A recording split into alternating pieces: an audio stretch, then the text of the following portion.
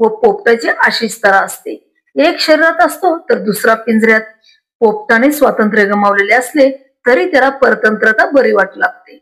विहिरीत असलेल्या बेडकाप्रमाणे या पोपटाला पिंजऱ्यातच आपले सुख सर्वस्व वाटत असते. त्याला स्वातंत्र्याचा आनंदच माहीत नसतो. विषयात आसक्त असलेला जीवात्मा सुद्धा तसाच असतो.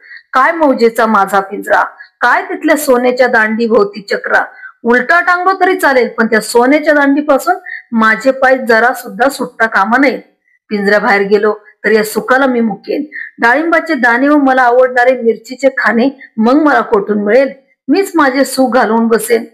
परंतु त्या पोपटाची योग्य वेळ आली म्हणजे त्याची अकल्पित प्रसंगाशी गाठ पडते आणि त्याला प्रेमाची चापटी बसते. त्या चापटीच्या सामर्थ्याने त्याच्या डोळ्यांच्या पापण्या उघडतात आणि तो पिंजऱ्यातून निसटतो. बाहेर गेल्यावर पंखांच्या वाऱ्याने आकाशात विहार करू लागतो.